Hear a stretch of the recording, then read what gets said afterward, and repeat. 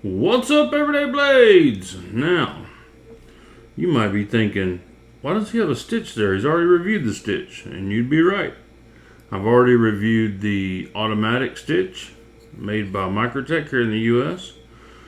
I've already reviewed the Stitch Ram-Lock in G10 made overseas. And now I have discovered an aluminum fluted Ram-Lock made overseas by the new company. I don't know if they're using Riyadh or who they're using, but whoever they use does a phenomenal job. The build quality in these things is just utterly ridiculous. But normally I wouldn't do another video just because knife had a different scale material, but this knife just feels like a completely different knife. It feels more premium. And I also wanted to discuss something else. I wish that they had made the original stitch, the automatic. I wish they offered that in a manual button lock. How cool would that be? Just some stuff I was brainstorming about. And I don't know, I think they offer this in a couple of different finishes on the blade, because mine's kind of a rough stonewash. I've seen some that didn't look like that. They seem like they were polished, or at least like satin. But look at that thing. Now the action on my G10 version was average to mediocre. The action on this is so much better, and I don't know why. I don't. It has to have something to do with the aluminum, but look at the size of those screws on this thing. I mean, I know that's the same as all the other stitches or whatever, but man, the build quality on this is just beefy. I had a friend comment that he hates that short blade edge on this thing, but man, I like it. I just think it looks cool. Some knives I'm not carrying for their utilitarianism. I'm carrying because they're just cool, man. That is just a cool knife with great ergonomics.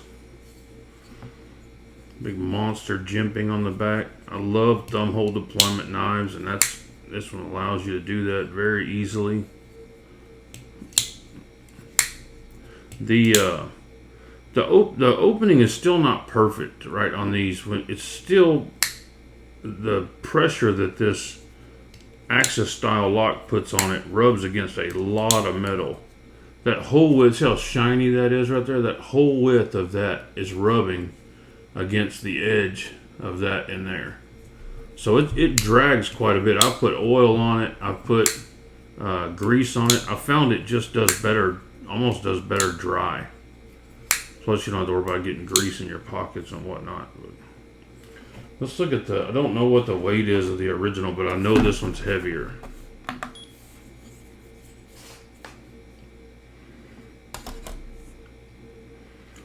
.3 ounces. I mean, that's substantial enough to talk about.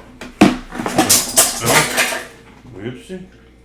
I also wonder why they didn't, if they made these for the same price, why they didn't make also a titanium version, just to offer a little bit more. Maybe it costs a bit more. Maybe that's why. But I think this would be cool in a raw titanium with no black finish on it. Very cool. Wanted to see if they list in here what the coating is. I hope it's a PVD. You know, you get a sticker when you buy this, and I picked this up at Collector's Firearms. I overpaid for it. Everything you buy in there is you overpay for, but they had it in stock, and it's very seldom that I find a knife in stock at a store that I can buy that's something I'm interested in. This is just a general. They don't even give you literature on the knife you bought. It's just a general overall Microtech packet. Okay. Anywho, I assume it's a pretty good coating because I've seen a lot of these, and I've had some of these that were used, and none of the coating has ever worn off. So I'm assuming it's pretty decent coating. It's just it just feels like a completely different knife. I mean, that aluminum really sturdied things up, man. It just feels so solid. I like it. Anyway, go check it out. Microtech Stitch Ram-Lock, and with the fluted scales, fluted aluminum scales. Guys, thanks for watching. God bless you and your families. Say a prayer for our country. Good night.